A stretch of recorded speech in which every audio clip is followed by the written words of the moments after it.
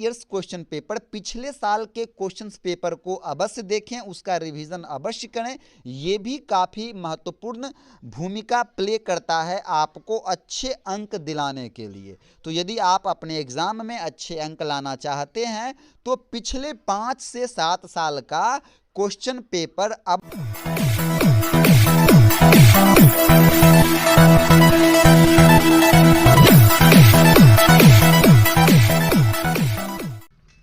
Hello friends, मैं गौरव कुमार स्वागत करता हूं आप सभी का आपके अपने यूट्यूब चैनल गौरव लक्ष्य पे।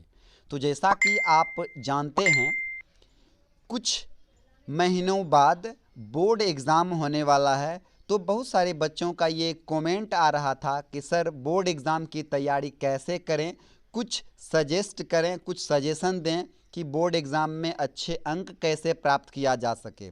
तो यदि आप क्लास 10th या 12 के स्टूडेंट हैं या फिर आप पेरेंट्स हैं तो भी हमारा आज का ये वीडियो आप तमाम भाई बंधुओं के लिए काफ़ी महत्वपूर्ण होने वाला है। मैं आज आपके सामने 7 स्टेप्स, जी हाँ 7 स्टेप्स लेकर के आए हैं जो कि आपको आपके एग्ज़ाम में अच्छे मार्क्स दिलाने में काफ़ी कारगर सिद्ध होंगे और आप अपने एग्ज़ाम में सफल हो पाएंगे यदि आप इन 7 स्टेप्स को फॉलो करते हैं तो आइए जानते हैं ये 7 स्टेप्स क्या हैं।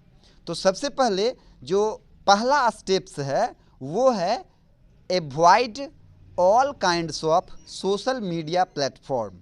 जी हाँ, थोड़ा मुश्किल अवश्य होगा, मैं जानता हूँ, किंतु ये आपको फॉलो करना पड़ेगा। आपको सोशल मीडिया प्लेटफॉर्म से दूरी बनानी होगी, से आपको दूर रहना होगा।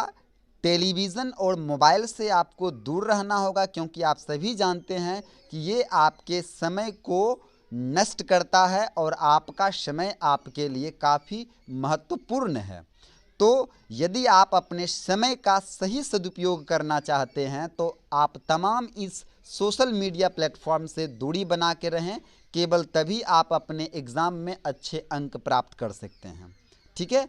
नंबर 2, दूसरा स्टेप्स जो है वो है you will have to take care of your health. जी हाँ, आपने बिल्कुल सही सुना, you should take care of your health. आपको अपने स्वास्थ्य का पूरा ख्याल रखना चाहिए क्योंकि आप जानते हैं only a healthy man can do anything. यदि आप स्वस्थ ही नहीं रहेंगे तो निश्चित रूप से आप अपना पठन पाठन पे फोकस नहीं कर पाएंगे और हो सकता है आप अपने एग्ज़ाम को भी मिस कर सकते हैं। इसलिए अच्छा स्वास्थ्य, गुड हेल्थ आप तमाम छात्र छात्राओं के लिए काफ़ी महत्वपूर्ण है, जिसके लिए आपको इस महीने, जी हाँ कुछ महीने जंक फूड से भी नाता तोड़ना होगा। जी हाँ, आपने बिल्कुल सही सुना, आपको चाट, चाउमीन, पास्ता, बर्गर वगैरह से थोड़ा दूरी बना के रखना होगा। केवल घर का खाना खाएं, शुद्ध खाना खाएं, फ्रेश खाना खाएं।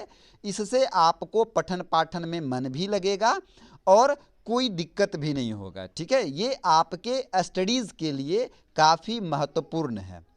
ओके।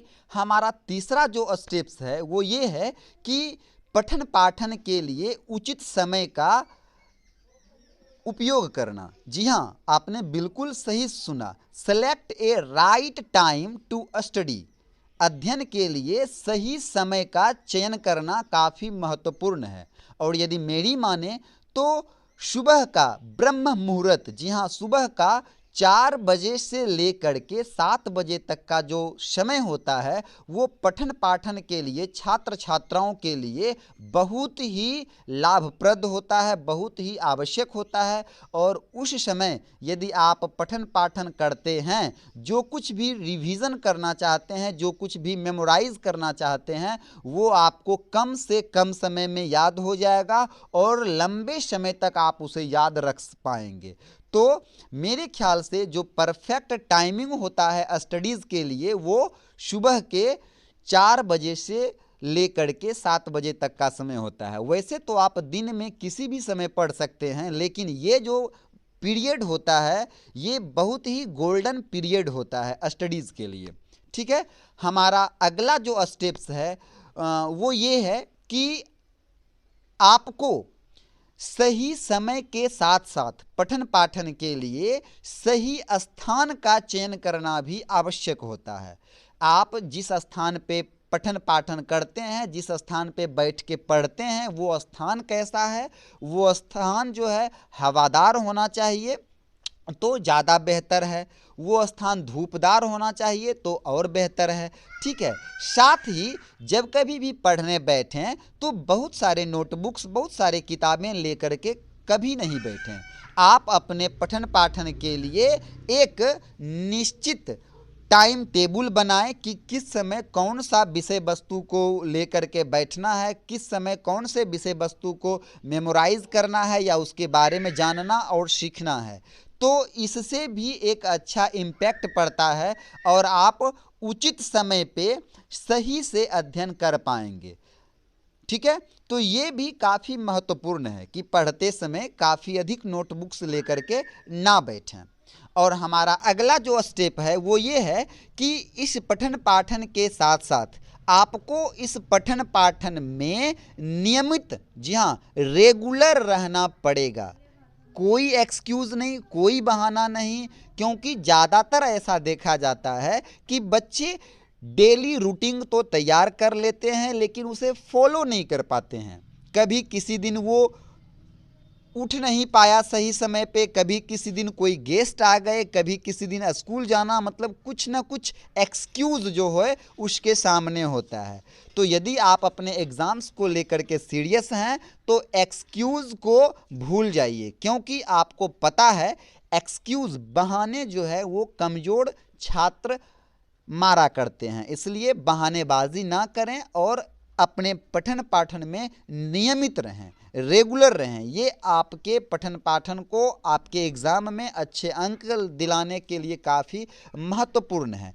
और उसके बाद प्रीवियस ईयर्स क्वेश्चन पेपर, जी हाँ, प्रीवियस ईयर्स क्वेश्चन पेपर, पिछले साल के क्वेश्चन पेपर को अवश्य देखें, उसका रिवीजन अवश्य करें। ये भी काफ़ी महत्वपूर्ण भूमिका प्ले करता है आपको अच्छे अंक दिलाने के लिए। तो यदि आप अपने एग्ज़ाम में अच्छे अंक लाना चाहते हैं तो पिछले 5 से 7 साल का क्वेश्चन पेपर अवश्य देख लें, उसका तैयारी आपके पास अवश्य होनी चाहिए।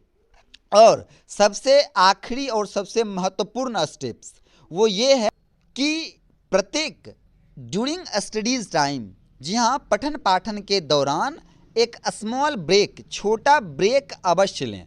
ऐसा नहीं है कि पढ़ने बैठें तो लगातार 4 घंटे 5 घंटे पढ़े जा रहे हैं, बैठे हुए हैं कॉपी किताब खोल करके। ये बिल्कुल पढ़ने का सही तरीका नहीं है। यदि आप एग्ज़ाम में अच्छे अंक प्राप्त करना चाहते हैं तो निश्चित रूप से अपने प्रत्येक 1 से सवा घंटे के दरमियान 5 से 10 मिनट का स्मॉल ब्रेक अवश्य लें। इससे आपका मन मस्तिष्क एक बार फिर से पढ़ने के लिए रिफ्रेश होता है, तरोताज़ा होता है, और उसके बाद आप पाएंगे कि आपको पढ़ाई के प्रति रुचि भी होता है और पढ़े हुए, रिवीजन किए हुए विषय वस्तु लंबे समय तक याद भी रहता है। हाँ, इस दरमियान यदि आप चाहें तो अपने मन पसंदीदा, जी हाँ, अपने फेवरेट सॉन्ग्स गुनगुना सकते हैं, या यदि आप चाय या कॉफ़ी के शौकीन हैं तो वो भी ले सकते हैं। मेरे कहने का अर्थ ये है कि रेगुलर स्टडीज़ में कम से कम प्रत्येक 1 घंटे में 5 मिनट का ब्रेक, एक स्मॉल ब्रेक अवश्य लें।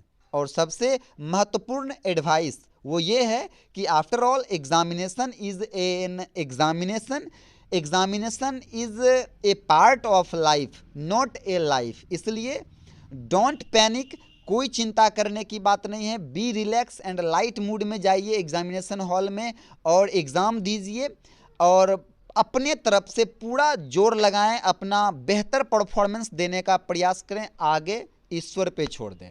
ठीक है, क्योंकि मेरा जो अधिकार है, मेरा जो कमांड है वो केवल हमारे अपने कर्म पे है, हमारे रिजल्ट पे, परिणाम पे बिल्कुल नहीं है। परिणाम की चिंता बिल्कुल ना करें, बिल्कुल पैनिक ना हो, भयभीत ना हो, और फुल्ली लाइट मूड में एग्जामिनेशन हॉल पहुँचें।